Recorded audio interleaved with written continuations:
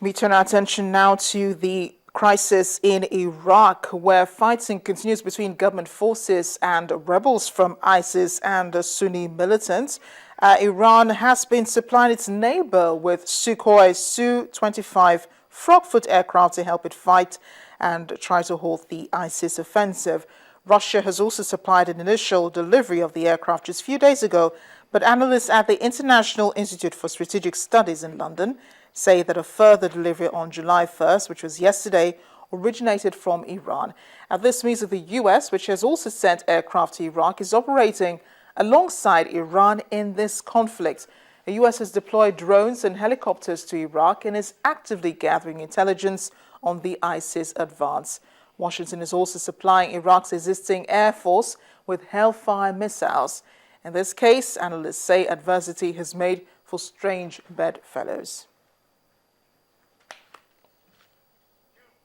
Jeff Young from the VOA joins us now. He was a former Moscow bureau editor, bureau chief, I beg your pardon. Jeff, thanks for joining us again on The World Today.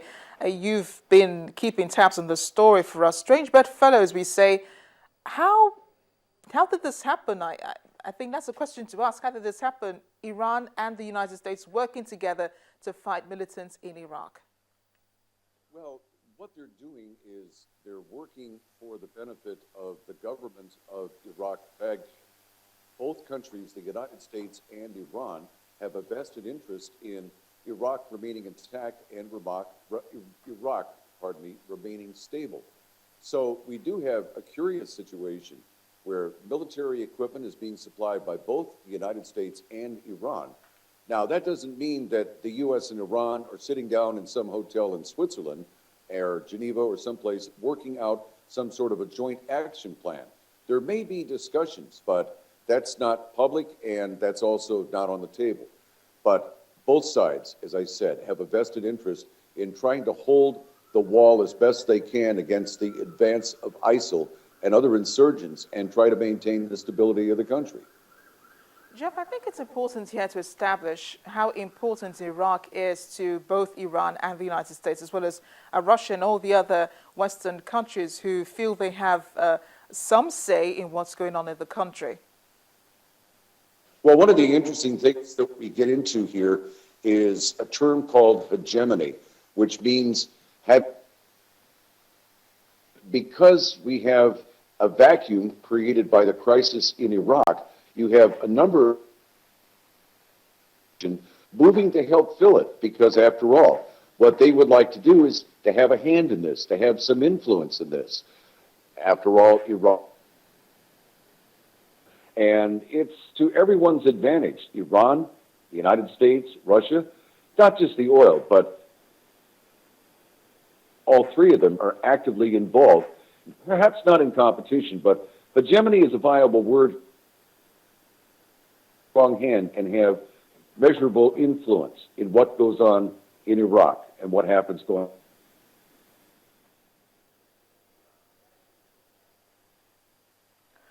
I'm afraid, Jeff, I will have to let you go. We do seem to be having problems with the audio there on Skype. We hope our engineers do rectify it audio season, but I think we can go on, though. Well, so strange bedfellows, and then the fact that both countries, both Iran and the United States, do have a stake in what's going on in Iraq. But tell us, help us understand how all of the air power that Iraq is getting, both from the US, from Russia and Iran, will help curb the ISIL advance in Iraq. I mean, if they're not able to stop what's going on, is it possible that this will also affect Iran and other countries? We know that these ISIL militants are also in Syria, but how much further can they go if they continue in Iraq? Well, once again, you have to break things down into strategic and tactical. What is important about the use of the Su-25 Frogfoot aircraft in Iraq is that it is a close ground support aircraft. So therefore, if intelligence from a drone or from a satellite or from the ground says that there is a group of ISIL insurgents in a particular place, then you can launch an airstrike and hit them with bombs, with napalm, with cannon, with whatever the aircraft is capable of delivering. Now, this is tactical, meaning that you can hold them off, that you can beat them down, that you can drive them out of an area. Now, ground support aircraft really aren't where strategic interests lie, because that's at a much higher level. Can the aircraft turn the tide and defeat the ISIL insurgents? That's a matter of question, and I'm not certain that somebody can say that that's possible. The only way that this ultimately can be resolved is through, as Secretary of State John Kerry made it very clear, there must be a political solution that is inclusive of all parties. That's how you ultimately stop the advance of insurgents such as ISIL, a political solution.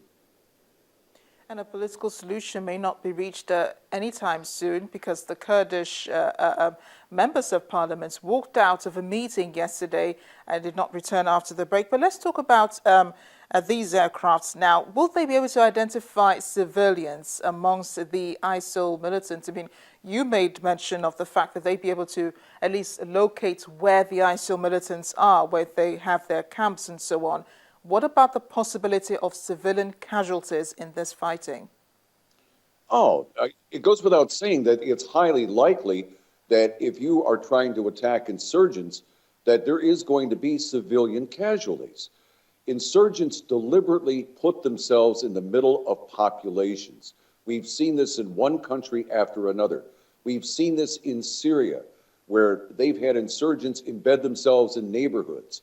And then the Assad regime will bomb the daylights out of the insurgents, and in the process, they kill quite a number of civilians. Aircraft cannot discriminate between good guys and bad guys. They just have weapons. This is where intel comes in and analysis. You have to have sufficient intelligence to know where the bad people are.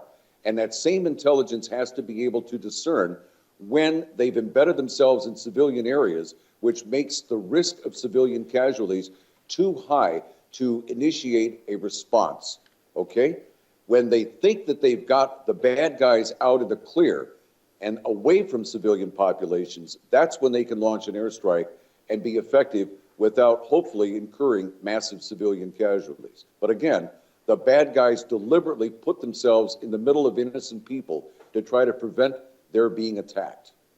Thanks a lot, Jeff. I always appreciate your thoughts on Iraq as we monitor the fighting with the ISIL and the government forces. Thank you.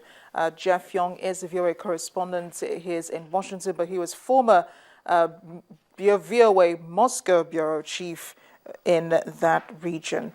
We'll take a break now. When we come back, Nobel laureate Wole Soyinka shares his thoughts on Boko Haram, Nigeria's own insurgents group,